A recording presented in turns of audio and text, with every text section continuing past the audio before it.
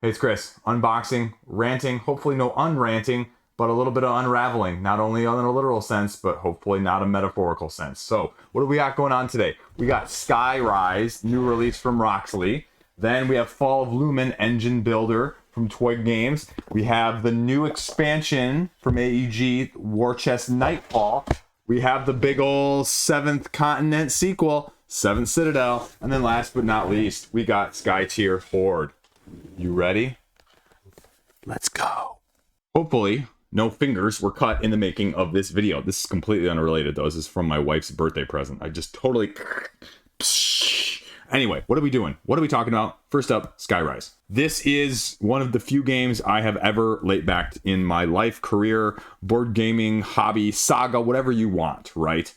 And it is massively, deluxifyingly overproduced. And I've heard mixed things about it, truth be told, right? I've heard mixed things about this game, which scares me because I haven't actually had a chance to play it group dynamic-wise.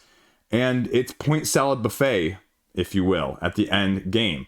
The rules is really, really easy. I mean, it's just a couple of the ways you're scoring some of the asymmetric stuff at the end here. The districts, depending on the number of players. And then you just go and you place them and you set collect essentially with the little tokens over here on the side on your individual player board, and you move them across to get more points at the end game. And you got your objectives and your secret ones and your group ones and, you know, your neighborhood discs that you're collecting, like I said, right? The wonders that you're building in the second phase of things, getting your wonder card, getting a high initiative value that's available to you, the wild discs, the patron discs, the commission discs. Again, it seems kind of cool. Like, it seems very straightforward. It's only 2 eras, 2 rounds, right? I don't really need all this stuff at the end. You know what? It's a little historical wink, wink, nod, nod. And it's got one of those big, massive boards that you're used to seeing nowadays. And, okay, we got this. This is the tokens, regular tokens. You got your dual, triple layer, quadruple ask player boards there to go along with it. And then you get to the creme de la creme here of the actual content, and this is the stuff that you want to see, right? This is the actual, okay, what are we getting here? Because, I mean, these are the boards. This is the island storage order, and they actually tell you, actually, it's kind of cool here, it tells you which one should be stored on top and which one shouldn't be, and I think I actually have it slightly out of order. Maybe not. There's 3. Did I actually have these in the right order without even reboxing? Nope, there's 1. I screwed up 1 and 2. So it's kind of nice. And then you get the little deluxified little blimps, Hindenburgs down here, if you will. It's probably a reference that'll go over half the people's audience's head here, you know, but there you go. And then you've got your buildings, which again, it's kind of cool. They're all numbered. At the same time, you can see that me having this not even like completely perfectly. Half of them are flipped up, disorganized, and all over the place. So, I mean, that's why nowadays I feel like sometimes the inserts are nice, and sometimes the inserts are just designed to make them travel better. Because you've got the little central tile here, and then you've got the slightly deluxified coins and wooden tokens to go along with it. And then you get the frisky metal key. Look at this thing. This thing is really big, actually, folks. Like, this is massive. So that's Skyrise, though. You're putting these down. You're going until all of yours are laid down. The highest one laid down in sequential bidding order gets that spot. And so getting the higher bidders out first gets you a spot preferentially, but then you might get more of the beneficial spots at the end when other people just run out. So how do you feel about that? Does that achieve what you want it to? Is this as good as people were hoping? I don't really know. Because again, like, I try not to like watch the comment section with this stuff, but truth be told, I've seen some people not as pleased as they were hoping, right? And that's my main concern, is that, oh geez, is this really as good as it looks? Or is this really as good as it should be? And I don't really get that vibe that it's necessarily achieved as much as people wanted it to. Again, not saying bad, but saying one of those where, you know, I've seen it sell in the secondary market without any trouble. But again, I don't back this, buy this, want this in order to do that from that side of things, right? And these are barely going to fit here. So that's my worry. That's my, oh my gosh, is this going to cost me more? Because again, it's not that I have any problem with the game itself nowadays. It's a pain in the significant backside to get rid of a game. It just is, right? Like listing it. People always trying to lowball you. People saying, well, are you sure about that? People wanting to trade instead of sell. You know, I'm on both sides of that. So I understand it. I've been on both sides. I am on both sides, but it doesn't make it easy. And so part of me at times just doesn't want to back stuff or get stuff because I also don't want to have to mess around getting rid of it. Have you been there? By the way, it helps a lot if you don't have to take it back out because you forgot to put the plastic overlying insert on top of the rest of it. So if you don't forget to do that, it does fit actually slightly better back in the box, right? Part take 2. Surprisingly, the heaviest of all of these, this is 7th Continent. This thing is massive amount of cards in a box. Massive. If this is anything, I haven't actually, truth be told, opened this one up prior to me doing this right now. Anything like 7th Continent, when I got the first 7th Continent, this is just going to be a smash up of tons and tons and tons of cards, which is why it's so heavy, which is why, like, you have those TCGs, LCGs that get thrown in one box, right? Like, they're just massive cards, and cards are heavy in general. So 7th Citadel, right? This is 7th Continent, sequel, stand-up, stand-alone, rules, summary, choose your own adventure, tile-based, now with skill trees and a map that you're going to go through and just giving you everything that you want. Save cards, character cards, action cards, exploration cards, adventure cards, right? Saving campaign games, setting up storage and saving in between these. It's the bane of a lot of these games' existence. Right? Or if you're like me, like just the minutia of setting it back and forth, I just want to put it in all piles and just either take it out or go back and forth, right? Take the action, take the player. This is a solo game. This is a solo game, maybe max at 2 players. I think it masquerades at a higher player count, personally speaking. And that's just my own opinion. And I'm not sure, to be frank with you again, what's different about this one as a whole. I didn't really pay attention during the crowdfunding campaign very much. And I didn't pay attention closely after. They sent it to me. The Serious Pulp said, hey, would you be interested in talking about it? And again, I look at this as sort of a spot the hidden number. Oh gosh, I'm going to be horrible at that. Like, I'm not good at like hidden puzzle adventure style escape room games. Tons of iconography though. Where I was going with that point though, is that I am always willing to give things a second chance. I think this is like the storage of the map. So you can take this out and I think you can just slot those in because it's like the size right there of the actual communities. Okay. Oh, whoa, here is, whoa, folks, this is massive. This is, look at this, folks. It's not even all out of the thing. I can, you know, triple, quadruple, quintuple fold it. It's just all folded. Holy balls. Look at the backside of this. Okay, no, these are multiple ones. Okay, that makes me feel a little bit better. The different structures you're going to either, I'm guessing, build or unlock. It looks like you can unlock them based off the checks.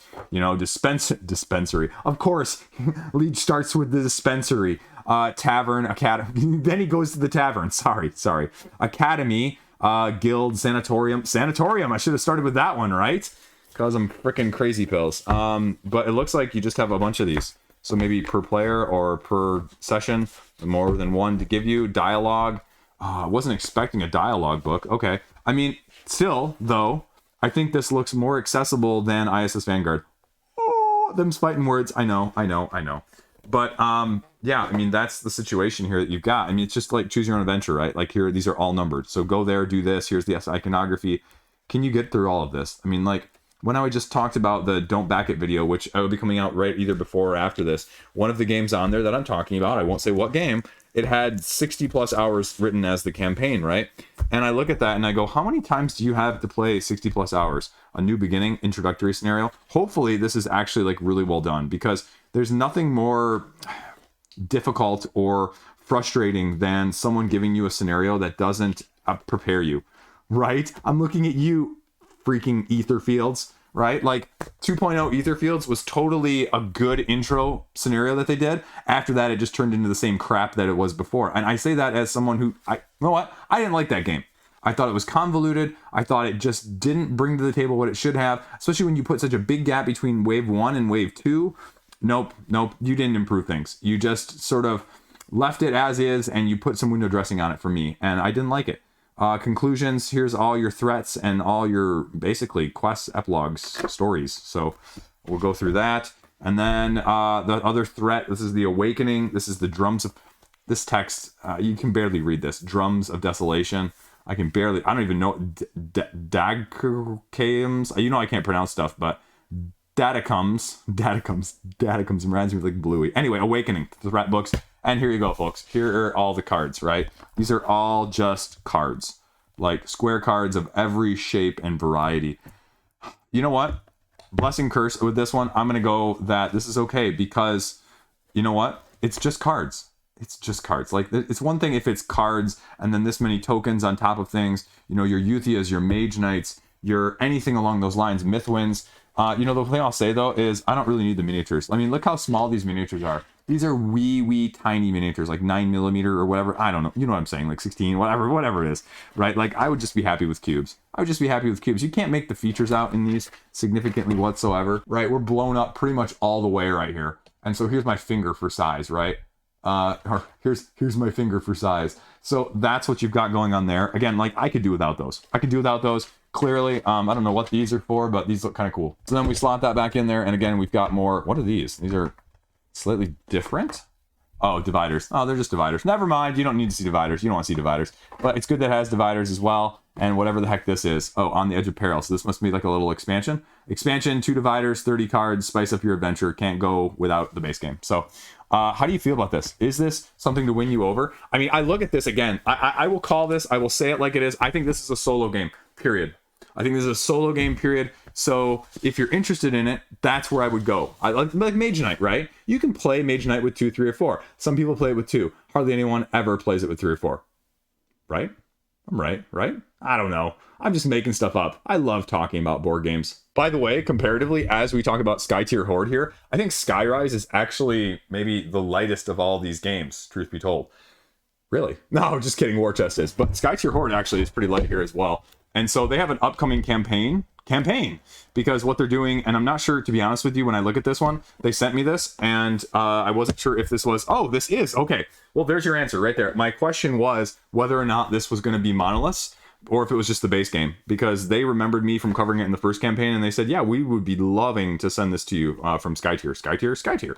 And so Monoliths is adding different, I think is it adding the co-op castle defense style of things? Anyway, I look at this as this is a game where I could play this 2-player, and I'm really excited by this one because, you know, truth be told, when my initial video, I was sort of lukewarm. Like, I saw the potential, but I didn't know the potential for me. And then the more came out about it, the more I learned about it, the more I watched it, I said, yeah, right? That was one of those games, similar to Skyrise in that sense, where I said initially during the campaign, meh, I'm not really sure. So yeah, I mean, if this can be good as a 2-player co-op, like, I'm really wanting to play this with my wife. It sort of reminds me of a little bit of a different Enchanter style vibe, because as much as I like some of those games, the other ones like your Marvel Champions, and I have Arkham Horror and things like that, like, my wife, and we don't deck construct in my house, right? Like, that's not, I need setup, tear down, go. And so if you can do that with the castle cards, the alliance decks, and going up against the horde decks and just play, that's where this appeal comes from. And this is a straightforward game with some nuance and some tactical nature, not like super long overhead, right? This is it. And this gives you some new stuff from both of these, the base game and the Monoliths. And what do we actually got going on here underneath? An unboxing guide. Oh, geez. 2 versions of the deluxe box returning and for new players. Okay, so basically a bunch of stuff. Okay, well, here's some tokens. I could unpunch those. Nope, not doing it. Uh-oh. Okay, I thought this was like box, but it's just a bunch of cards. Okay, so I must have just the new stuff. I don't even know if I have the old Skytear Horde stuff. Maybe I... That's bad, right? You should know whether or not you have a game, but I'll be honest with you. I don't remember. I honestly don't remember. There's not too many of those that I just can't remember. So it's just cards, though. I mean, it has plenty of room for all of the expansion content as a whole. You get these nice, soft, squishy squares. See? Doesn't hurt myself. Doesn't hurt my bad... be careful with the bad finger. You know, you got your separators out that we were just talking about, and then you just have tons of cards. So I'm going to be shooting this up to the top of the list. This is a game where I could see myself playing this with the 10-year-old. Or I could see myself whipping this out and bringing it to, like, the cottage. But that's the only thing where, like, I almost need a smaller box. I don't want to bring this to our vacation because I only have limited space. And I don't want to be that person who brought 3 huge bags of games, like, the past 3 years running and then gets to play, like, half a dozen of them the whole week. Right? That's me. So that's what you're getting with this one. Again, like, they put out a really solid quality product, a solid game. And challenge expansion, monolith expansion right there. You can kind of see, oh, you can't see, but you can kind of make it out down at the bottom. And then what do we have here? The monoliths base game. Okay, so I have plenty of content here. Even if I didn't have the base game, I think I'd be completely fine with this. because then you're getting more base game stuff right here. So again, straightforward, getting stuff, you know, as I said with my review of Wormwood earlier in the week, right? You don't need to reinvent the mechanistic wheel approach. You don't need to have everything have its own individual unique terms and, you know, try and put all, you know, I can't tap or, you know, whatever else. You know what I'm saying, right? You need to just kind of go with what people know and modify it in a unique way, not, you know, do it in a way where everybody's like trying to figure out what the heck your terminology even means in the first place. I won't bore you with the punching of this. Next game. Okay, maybe not next game, but I need to talk about this because of lane battling, all right? Like, it is doing something different. You don't need to be completely different. Change is scary. Do variations of known with your own special twist. Much better, much less scary. Not maybe as high of reward, but way less risk as well, right? Like, think of even the more recent amazing games, right? Like Earth, Ark Nova, Dwellings of Elderville. None of those are doing anything brand spanking completely new, right? And so that's also what you got to think about too, is you don't need everything to be brand new. Fall of Lumen, Toy Games, like I said, this is a sequel to their other standalone game, Legends of Void, and now we are getting a heavy, literal, metaphorical speaking, engine build style of things. And truth be told, I'm a little worried about this one from a weight standpoint. Not a physical weight, but you can see right here, right? This is what you open up to with all of, these are all the actions. These are all of the actions, folks. These are all the other iconography. And just kidding, it's actually double-sided. And so that's the flow of the game, though. But that's still a lot for an engine building aspect of things, right? This text is small. This is not as simple as you may have wanted it to be. Now, again, I can't speak to whether or not that flow and that length is going to be there as well. So when we zoom back out here, you can see, okay, well, that's a little bit of a concern, right? Those are all your scoring areas right there. So this is going to be heavy. This is going to be like your engine build equivalent from what Void was to Terraforming Mars, right? Like just heavier. They give you a little symmetric board here that you can kind of run things through. And yeah, it's symmetric. Okay, I'm right. And then what do we got here? We got punch stuff. I did not open this up, but this is all cardboard tokenage, right? Cardboard tokenage right there. And then you've got, whoa, lots of goodies down here in the bottom. So all individually wrapped meeples, wooden meeples. Let's get these wooden meeples out of the way though. And let's see the main crux core of this, right? These are your cards. Although these meeples are kind of cool. Look at those guys riding horses. It's freaking awesome right there, right? Those are nice. But yeah, the crux of this, just like, I mean, that apparently that's the theme of this video, if nothing else, is that we're just talking about cards. So as you can see right here, just on these two sets sitting next to each other, that there is significant symbology down here. Like trash that one, put one down, move it over and gain something else, right? Trash this one, get a horse of some kind, you know, and there's a symbol in the upper left-hand corner.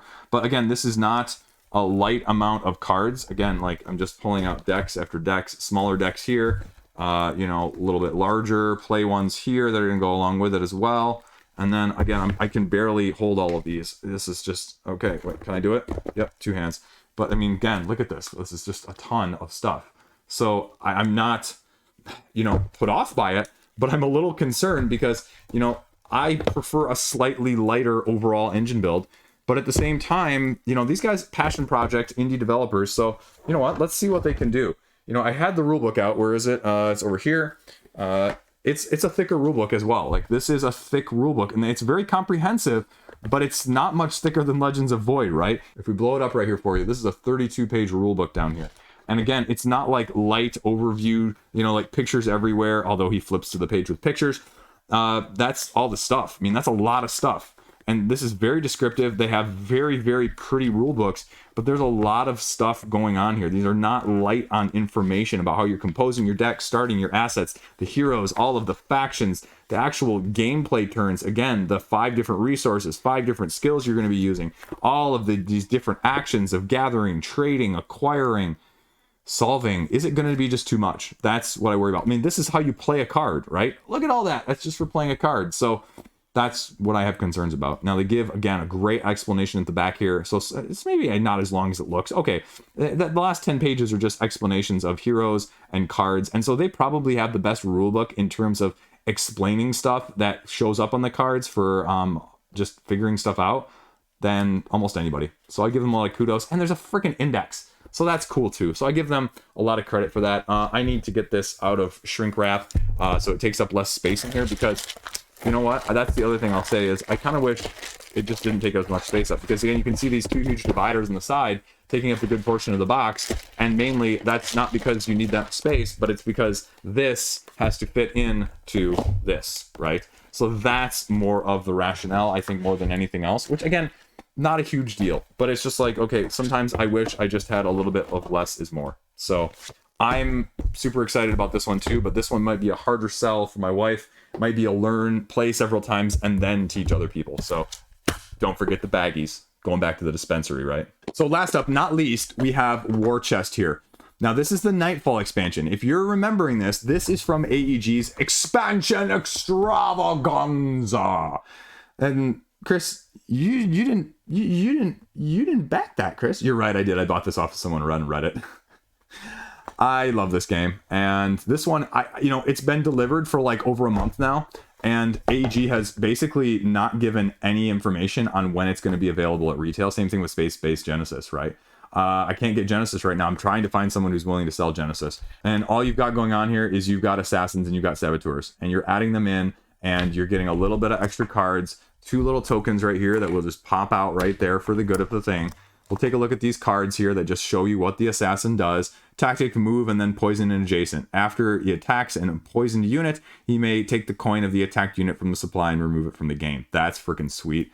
You know what? Let's see what Saboteur is underneath, because now I'm curious. I didn't actually, again, like look this into super detail. But, the other thing I say is that I bought this basically at cost. So, Sapper, tactic, move, and then attack, fortification. Sapper moves to a location without a fortification. You may place the fortifications from the supply on the location. Okay, so again, it tells you how many there are, 5 and 4 of those each. So we'll just leave it at that before I get these cards stuck on the tape, and that's super annoying, but we'll leave them in there so we don't destroy them as well. But that'll be probably combined with the base game. I don't own the Siege expansion.